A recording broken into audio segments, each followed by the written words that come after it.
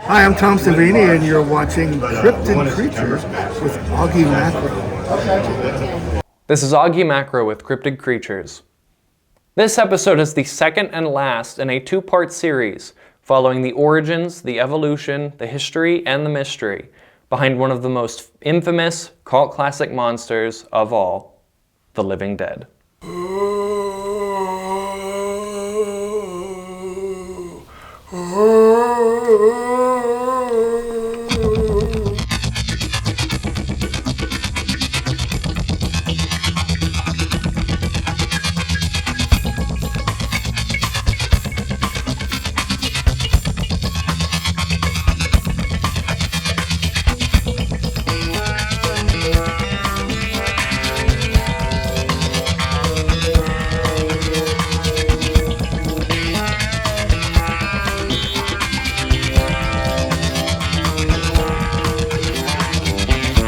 On the previous episode, we discussed pre-modern accounts of undead creatures from across the world, from ghouls to mummies to walking skeletons and more, as well as discussed the traditional Haitian Vodou story behind the zombie. On this episode, we will be discussing the undead into the modern day, how the zombie has changed from allegorical Vodou curse to apocalyptic viral creature, and how the living dead became some of the most infamous monsters of the modern age. Though the properly modern zombie is a creature of the late 20th century, earlier writers like Mary Shelley, H.P. Lovecraft, and Richard Matheson, among others, explored notions of undead creatures similar in nature to zombies. Let's begin with one of the most famous stories of the undead in fiction history, Frankenstein. In 1818, at the age of 20, English author Mary Shelley published Frankenstein, or the Modern Prometheus, the story of Dr. Victor Frankenstein, a young scientist who creates a living, sapient creature from dead corpses, only to reject it out of fear and misunderstanding, causing the creature to feel abandoned and alienated, and leading it to seek the destruction of everything Victor loves in an act of revenge. Shelley was inspired to write this because of a challenge she accepted 2 years prior with Lord Byron and her own husband, Percy Shelley, to create the best ghost story they could. And look where that got her. The story of Frankenstein is a foundational work of Gothic horror, considered the very first science fiction story, and is perhaps one of the most famous written works in history, exploring ideas of what it means to be alive and a person, how something innocent and misunderstood can be turned into a monster through its treatment as one, and how science can go too far, leading man to play God and defy the natural order. The story has been adapted by various writers, filmmakers, and artists in the centuries since. In 1910, silent film company Edison Studios produced the first film adaptation of the tale, only 16 minutes long, where Frankenstein chemically creates the creature in a vat. In 1927, the story was adapted by British playwright Margaret Webling in the play Frankenstein, An Adventure in the Macabre. And in 1931, Universal Pictures adapted this play into the classic horror film Frankenstein, where Boris Karloff truly brings the creature to life and cements Frankenstein's monster as the most infamous monster of the silver screen. This was followed by 2 more sequels starring Karloff, The Bride of Frankenstein in 1935 and Son of Frankenstein in 1939. Since then, there have been many adaptations of the story, such as Abbott and Costello Meet Frankenstein in 1948, the classic 60s sitcoms The Munsters and The Addams Family, the Mel Brooks classic Young Frankenstein in 1974, Tim Burton's Frankenweenie in 1984, Weird Science in 1985, The Monster Squad in 1987, the Monster High franchise, the Hotel Transylvania films, I, Frankenstein in 2014, and Guillermo del Toro's Frankenstein in 2025. It is obvious that the story of Frankenstein has secured itself as one of the great stories of the modern age, and will continue to be told into the future, resurrected again and again to fit the times, but always at its core, the same profound tale. In 1922, American author H.P. Lovecraft released a short story series called Herbert West Reanimator, which told the story of a brilliant but mad medical student named Herbert West, as he and his unnamed assistant experimented with a serum to bring the dead back to life. They eventually succeed, but the situation spirals as the corpses resurrect as animalistic, violent, uncontrollable monsters. This story is in itself a successor to Frankenstein, featuring the same concept of a mad scientist reanimating the dead through science instead of magic, but this time featuring more ravenous and mindless undead beings, not an intelligent mind like Frankenstein's monster. The first appearance of the term zombie in the United States was in William Seabrook's 1929 travelogue, The Magic Island, where Seabrook retells his experiences with Haitian voodoo in Haiti, as well as sensationalized accounts of cult rituals and real-life zombies.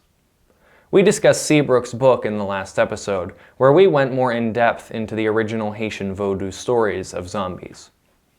It is important to mention this again, however, because this was the book that introduced the term zombie into the American lexicon, and from this point on, the word zombie is usually the one used to describe these stories of the undead. In 1932, an independent horror film called White Zombie was released, directed by Victor Halperin and starring Bela Lugosi as Legendre, an evil magician and zombie master, with a plantation in Haiti run by his zombie slaves. The film took direct inspiration from The Magic Island and portrayed its zombies as mindless, unthinking henchmen under the magician's spell. These early zombie films, though uncommon themselves, often use the voodoo-inspired rationale of the Haitian zombie. Zombie films remained sporadic into the 1960s, with occasional B-movies being produced featuring undead hordes and reanimated corpses. In the 1950s, sci-fi and horror comics by EC Comics, such as Tales from the Crypt, The Vault of Horror, and Weird Science, often portrayed zombies as vengeful, aggressive creatures in the Gothic tradition, and regularly included adaptations of short stories by Lovecraft on the subject.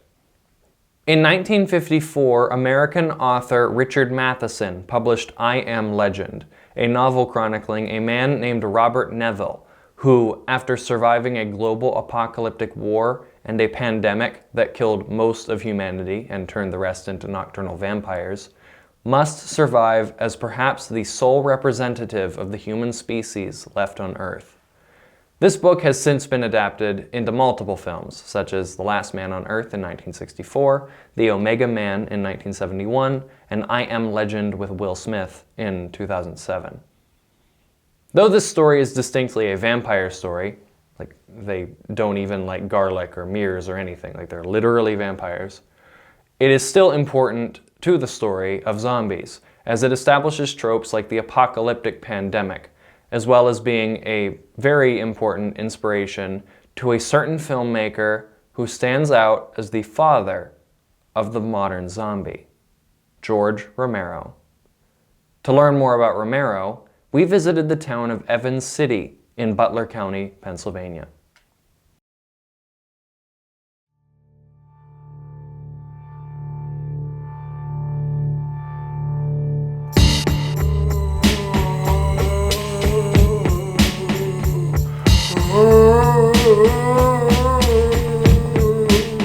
Here we are in the town of Evans City in Butler County, Pennsylvania, home to Night of the Living Dead.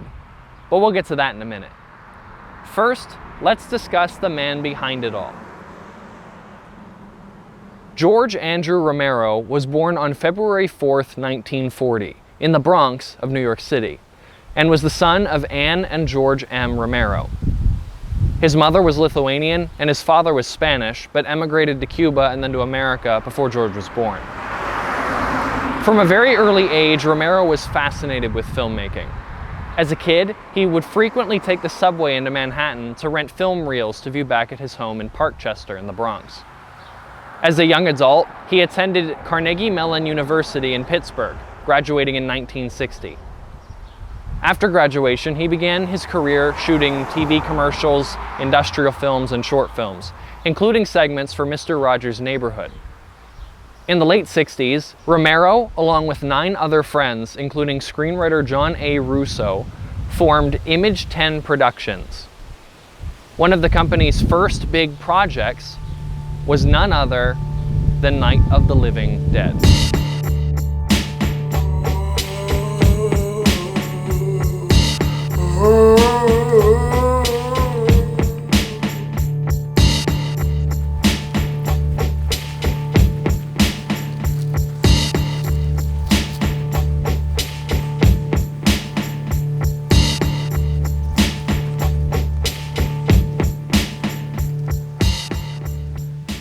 Here we are in Evans City Cemetery, outside of Evans City in Butler County, Pennsylvania. Sitting before me is the grave of Grace Darling Cole and George Hansel Cole. And though it was not in the script, this was the grave that characters Johnny and Barbara Blair are visiting at the beginning of Night of the Living Dead.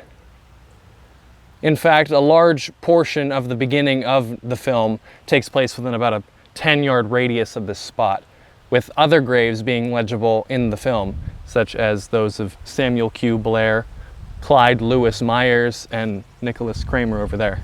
Though not important to the story itself, the film has made these graves some of the most famous of their kind in horror history.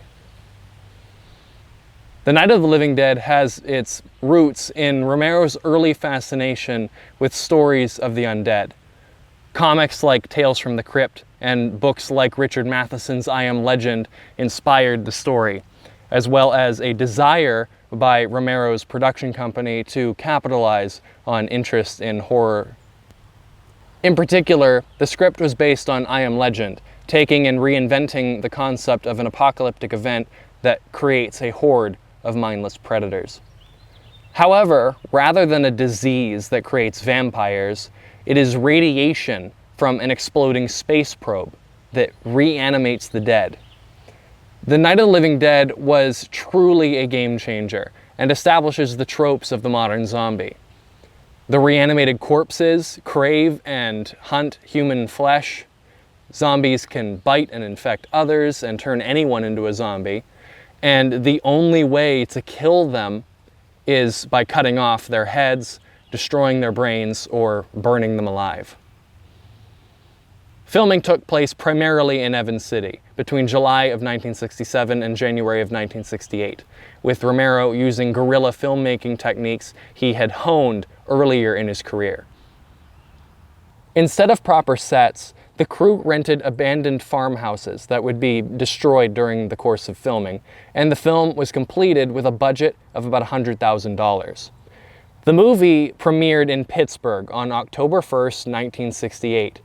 Despite being so cheaply made and being in black and white, the film was a sensation, grossing over $12 million domestically and over $18 million internationally. That's about 250 times the original budget, making it one of the single most profitable film productions of all time. The film's explicit violence and gore were considered groundbreaking at a time before the film rating systems we know today, and the film became a cult classic in the following years.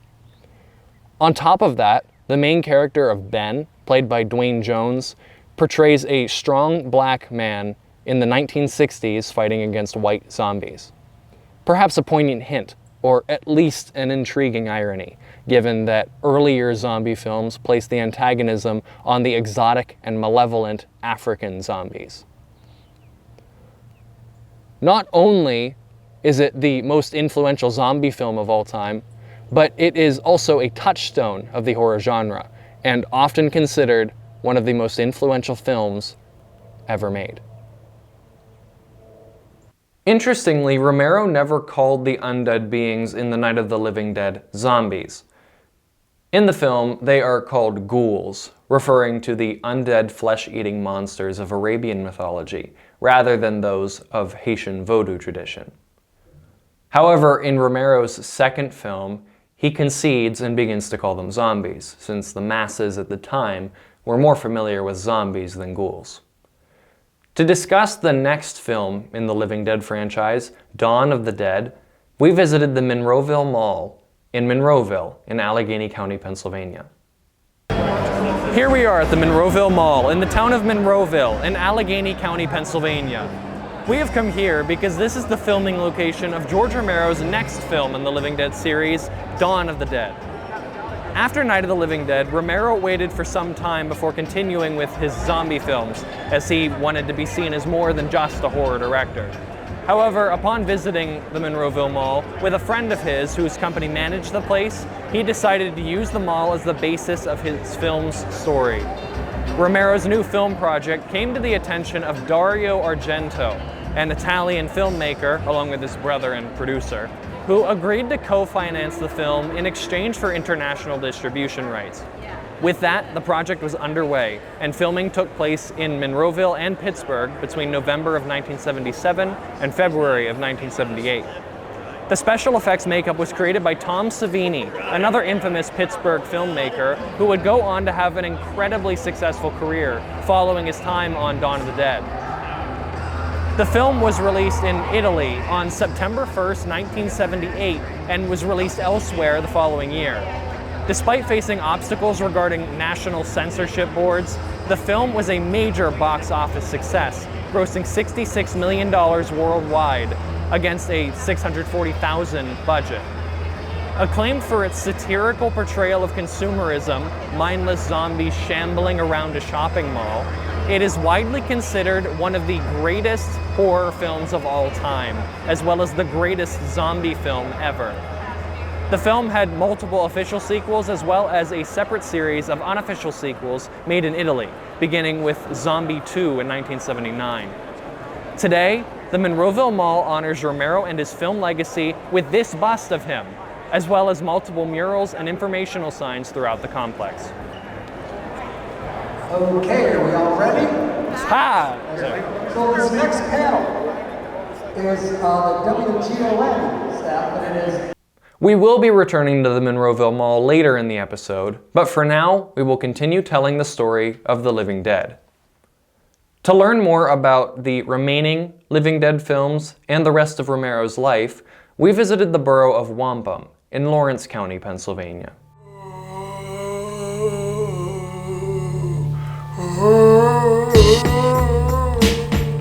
Here we are in front of the Gateway Commerce Center, aka the Wampum Underground, in the village of Wampum in Lawrence County, Pennsylvania. We have come here because this is one of the film locations from the third movie in the Living Dead series, Day of the Dead. Production of this film began soon after the release of Dawn of the Dead, but was halted for a time when Romero began working on other projects, including Creepshow in 1982. He eventually returned to working on Day of the Dead in 1984, with filming beginning in the fall of that year. The above-ground scenes were shot in Fort Myers and Sanibel in Florida, but the underground scenes, representing a fallout bunker-type environment inhabited by survivors of the zombie apocalypse, were filmed here at the Wampum Underground. Tom Savini returned to do the special effects makeup, assisted by a team of artists including Greg Nicotero and Howard Berger, all of whom would later be known for their work on productions like The Walking Dead. The film premiered in Hicksville, New York on June 30th, 1985, grossing $34 million globally against a $4 million budget. Though the makeup effects were applauded, Day of the Dead did not see the same notoriety as the former two films, and the Living Dead series did not see another installment until Land of the Dead in 2005. This was followed by Diary of the Dead in 2007 and Survival of the Dead in 2009. Though plans exist to continue the series, with the film Twilight of the Dead being announced in 2023, Romero himself will not be contributing directly to these continuations of his franchise, as on July 16, 2017, Romero died of lung cancer, peacefully in his sleep at the age of 77 at his home in Toronto. He died while listening to the score of one of his favorite movies, The Quiet Man, with his family at his side, and was buried at Toronto Necropolis in Toronto. Though George Romero is no longer with us, His legacy lives on as the godfather of the dead, the creator of the modern zombie, a legend of the horror genre, an icon of Pittsburgh history, and a great filmmaker who would be remembered for years to come. Following the release of Night of the Living Dead, the zombie movie exploded into the American collective conscious and saw many new forms and iterations in the coming decades. In 1979, American filmmaker Sam Raimi released a horror short film called Within the Woods, in which the main characters, played by Raimi's friends Bruce Campbell and Ellen Sandwise, head out to an old cabin in the woods, only to find that it is inhabited by an ancient evil that then tries to possess and destroy them before they can escape. Though the short film was very low budget and received little attention, Raimi used this as the inspiration for a larger, though still campy, production called The Evil Dead. The plot is essentially the same, with the main character Ash, played by Bruce Campbell, along with his girlfriend and a few other friends, traveling out to an old cabin in the woods and finding an ancient text called the Necronomicon, bound in human skin and written in human blood, containing dark forbidden knowledge and arcane spells to summon demons and raise the dead. From there, the fun night out goes awry, and the forces of darkness take out the cast one by one. The Evil Dead was released in 1981 and was a smash hit. In 1987, Raimi released Evil Dead 2: Dead by Dawn, which is essentially the same plot, just a bigger budget and a slightly more humorous tone. In 1992, a sequel to this film was released, Army of Darkness, which leaned even more into the humor, and took great inspiration from the stop-motion work of Ray Harryhausen. All three films are now cult classics, and though they are not exactly zombie films, they are popular with a very similar audience as the Living Dead films, and have been sort of adopted into the zombie horror community. They are also personal favorites of mine. In 1982, Michael Jackson released his sixth studio album, Thriller, with the title track Thriller featuring a Halloween-oriented theme and voiceover by Vincent Price. Of course, the song is great, but it is famous for its music video, where we see Jackson performing in numerous choreographed dance routines dressed as a zombie. The song, the music video, and the album as a whole, also including hits like Billie Jean and Beat It, were truly a cultural phenomenon, with the album receiving countless awards and recognitions, being placed at the top of so many hit lists, and still holding the record for the best-selling album of all time, with over 100 million copies being sold worldwide. Into the 90s and 2000s, zombies saw a revival, being reinvented into diverse forms. While the zombies of the 30s and 40s were primarily fueled by anxieties regarding exoticity and the unknown of voodoo, and the zombies of the 50s and 60s were primarily fueled by anxieties regarding nuclear weapons, radiation, the space age, and infiltration of society, the zombies of the 90s and 2000s were fueled by anxieties regarding bioweapons, genetic engineering, and infectious diseases on pandemic scales, such as avian flu, SARS, and swine flu. On top of that, zombies often went from shambling corpses to fast-moving, far more dangerous predators, and increased in volume from a loose group to massive, all-consuming swarms. In 1996, the Japanese video game company Capcom released the survival horror game Resident Evil. In the world of Resident Evil, the zombies are the result of the T virus, a bioweapon engineered by the malevolent Umbrella Corporation. The virus attacks the nervous system and eventually kills the victim before the virus takes over cellular functions and reanimates the host as a mindless, cannibalistic mutant. The T virus also forces the cells to work overtime to prevent decomposition, meaning these zombies don't rot like normal corpses do. And while the T virus creates zombies, there are other biological agents that do other things to their victims in the world of Resident Evil. The G virus mutates its hosts into continuously evolving monsters. The C virus creates mutant humans called Javo, which retain their intelligence unlike zombies. Las Plagas is a mind-controlling parasite which burrows into living human hosts and takes over their nervous systems. And the mold is a fungus that infects humans and turns them from sane individuals into a hive mind. Not all of those diseases are from the original Resident Evil game though, as there have been many new iterations of the game since, as well as comics, films, and TV shows. In 2002, the British post-apocalyptic horror film 28 Days Later was released, and it portrays zombies along a similar vein, being the result of genetic engineering.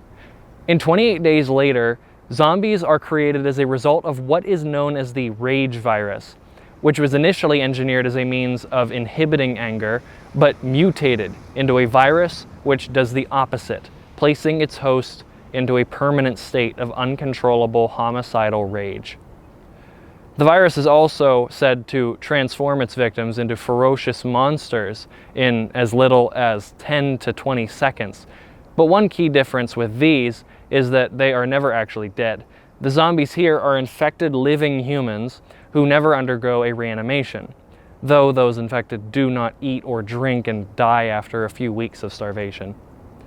Later in the franchise, variants such as asymptomatic carriers and intelligent pack hunters also evolve. 28 Days Later has since seen multiple sequels, as well as a graphic novel and a comic book series, and is famous for its fast, aggressive take on zombies. In 2004, the British comedy film Shaun of the Dead was released, and turned the idea of the zombie film on its head with its comical portrayal of the zombie apocalypse. The film stars Simon Pegg and Nick Frost, who, for the first portion of the film, do not even realize that a zombie apocalypse is happening because of the mundanity of their own lives, making satire on how mindless our daily lives have become in this day and age. Shaun of the Dead was an instant hit and is also a personal favorite of mine. In 2010, The Walking Dead first aired on AMC, portraying a world ravaged by a zombie apocalypse, populated by zombies called walkers, and the human survivors left over.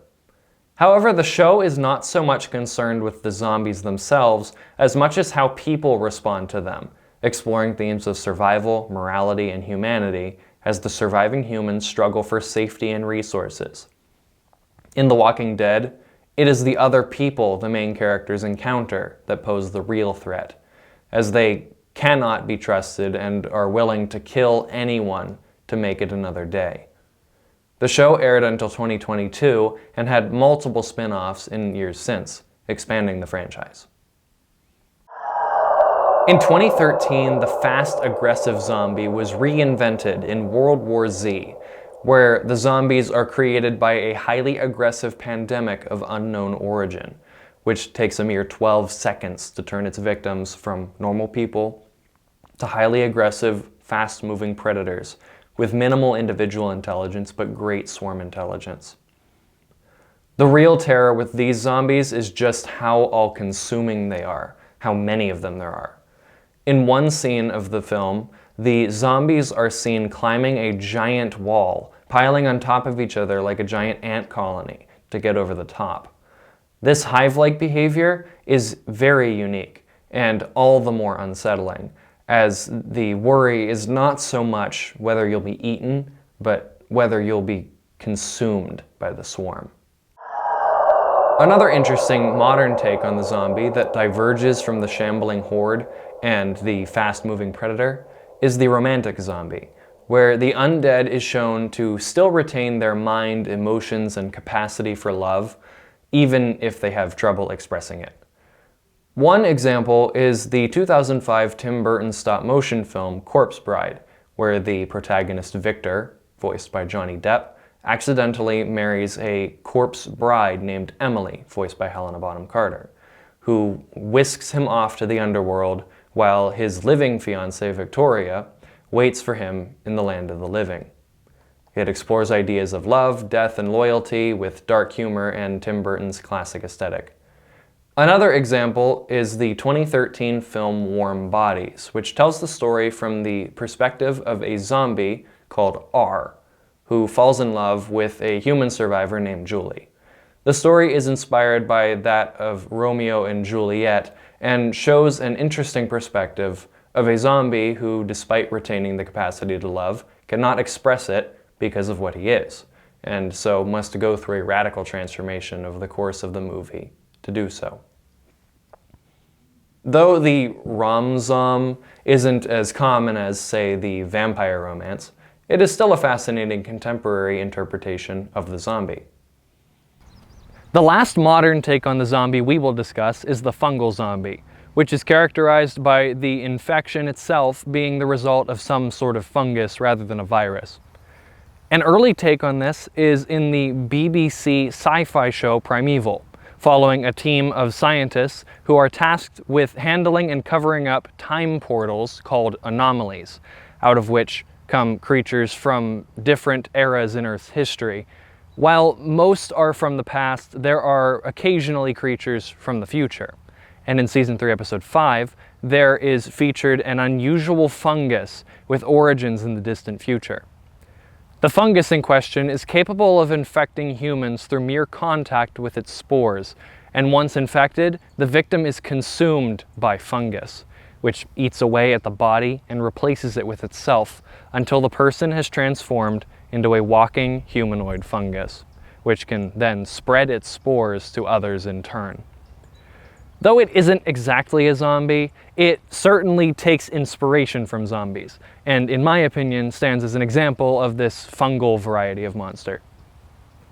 Another example which is distinctly in the zombie category is in the 2013 video game The Last of Us, where a post-apocalyptic United States is ravaged by cannibalistic humans infected by a mutated form of the cordyceps fungus.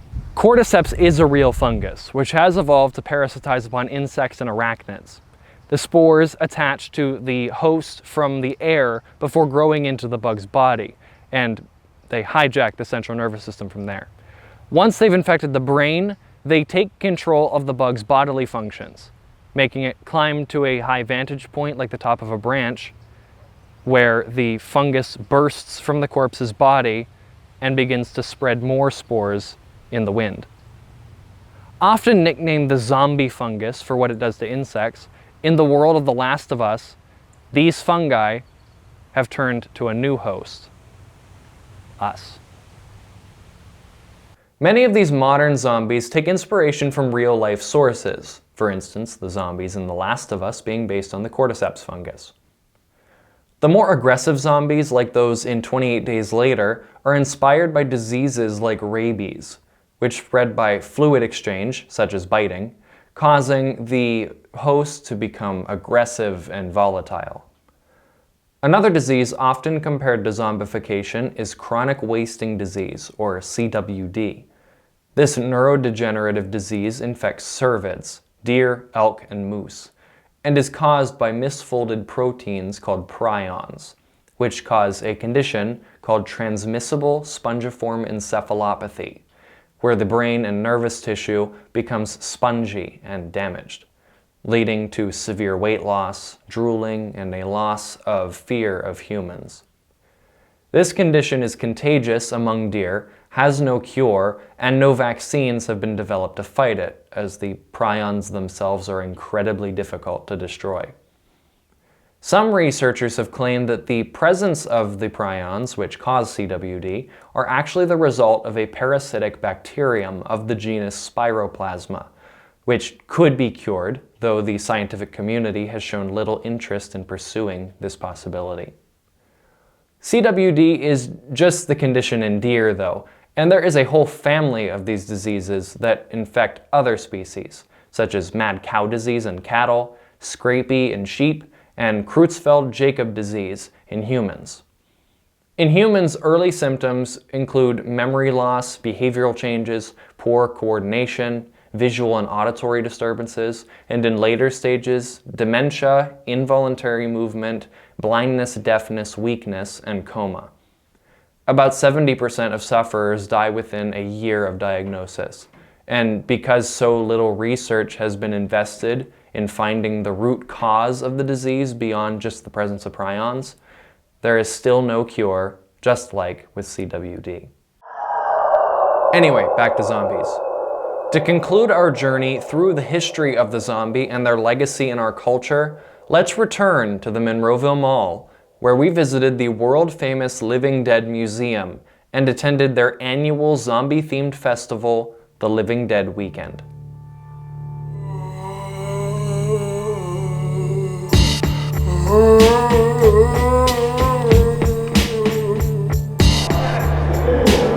Here we are in the Monroeville Mall, in Monroeville, in Allegheny County, Pennsylvania, at the Living Dead Museum, a museum, gift shop, and pop culture attraction dedicated to celebrating zombie cinema, particularly George Romero's Dawn of the Dead, which was filmed right here in the mall.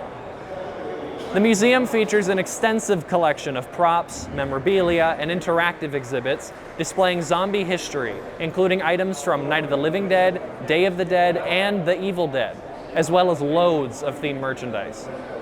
If you're in the area and are a fan of horror and monsters like me, be sure to check them out.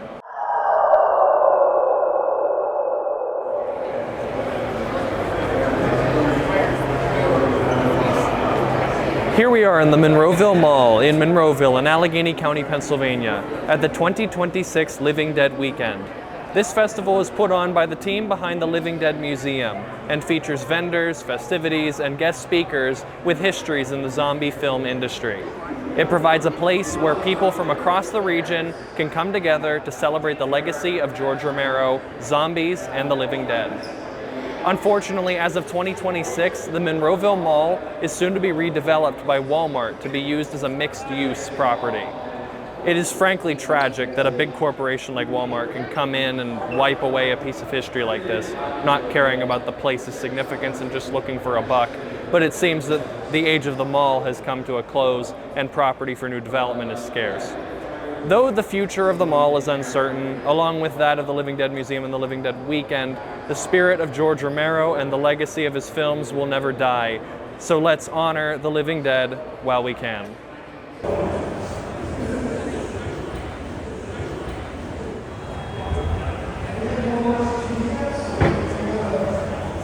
I'm George Demick. I was an apprentice to George Romero on Night Riders.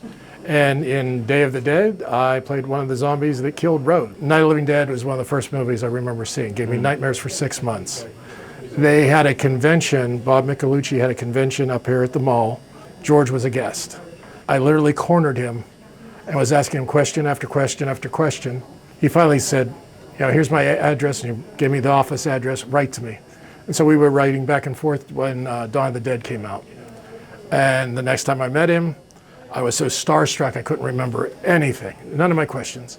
And my mother, who was standing behind me, pointed to me, much like somebody else's mother, and said, he makes movies too. She told George Romero that I make movies too. And he's like, I want you to write down all your questions. I want you to come down to the office, spend an afternoon with me. I did that. My dad took off work, which he never did, and went down there. Spent an afternoon with George Romero. He showed me how to edit all this stuff. And at the end of it, he goes, hey, next year we're making a movie about these knights on motorcycles. Would you like to be my apprentice? Oh my God. I don't think my feet touched the ground for months, you know? Did that. It was just such a learning. Everyone on that set took me under their wing and just, the film crew taught me so much information. One guy gave me a book on filmmaking and stuff. It was just an amazing experience to do that. And then killing Rhodes, by that point I had been hanging out with Tom Savini, going over to his house, and friends with the makeup guys. So when I decided, they asked if I wanted to be a zombie. I was like, yeah, I'll be a zombie. Well, it turned out on my 21st birthday is when we killed Rhodes. I'm sure you might have heard the story about the intestines. The refrigerator, someone had unplugged it. So they were real intestines that they put in the fake cavity. They were rotted. So me and Joe were the only two stuck. And they were giving us painter's masks. And then they were putting aqua velva, sprinkling, and I was like, no, I don't want that. Aqua velva and rotting intestines, no. So I just kind of suffered through it. And then we pulled the part, and it was just great. It was awesome. And that night, they were wrapping to go down to Florida. So they had a wrap party. And so I got to have my 21st birthday with Greg Nicotero and John Harrison and Tom Savini. And I mean, oh my God, it was great. It was great. George has been my mentor. He introduced me to Stephen King. I got the rights to Graveyard Shift. It changed my world, knowing George and being in the movie. Thank you. Thank you. Thank you, man. Promise my story won't be the same as George. My name is Dave Figore, and I worked on Day of the Dead. I got chosen for a scene where Tasso, he gets his head ripped off on a pallet. His name's Torres in the movie. I don't remember that, I forgot it. I was one of those guys that did it. What was it like to be on that film? It was very exciting because a lot of people were seeing how the special effect went. Tom was there, Tom Savini. George obviously was there. And the segment was where Torres gets his head ripped off, has his head in a pallet hole. It looks like he's decapitated. And obviously a prosthetic is used with hoses and whatnot with blood squirting out. So it was kind of neat. Little bit of Tom Savini magic there. Luckily, after that, inspired by certain things like little bits and pieces of that, I ended up working at Walt Disney World. I was at the Disney MGM Studios, became a technician and did some television work. Thank you Thank you very much. Sure.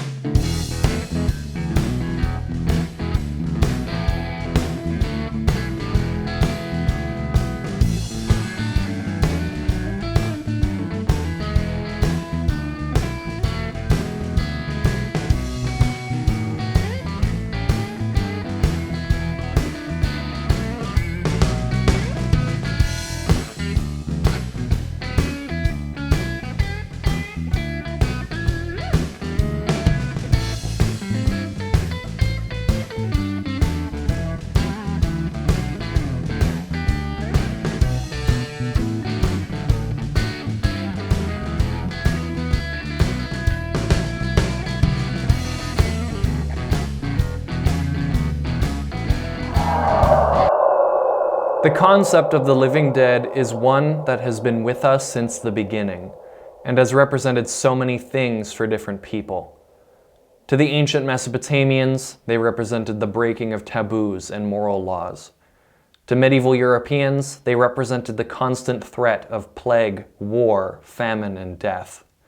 To the enslaved Africans of Haiti, they represented the ever-present terrors of slavery and the loss of individual freedom. To American explorers and filmmakers in the 20s and 30s, they represented fear and misunderstanding of exotic belief systems. To the suburban families of the 50s and 60s, they represented the constant threat of communist infiltration, new technologies, and the atomic bomb. To the young generations of the 90s and 2000s, they represented the fear of bioweapons, genetic engineering, and pandemics. And today, they represent all of those things and more. From the mundaneness of daily life or the difficulty of expressing oneself to others, to the existential threat of disease, war, and apocalypse. The zombie is perhaps one of the most ubiquitous monsters, not because of what it is, but because of what it represents, what it has the potential to represent for all of us.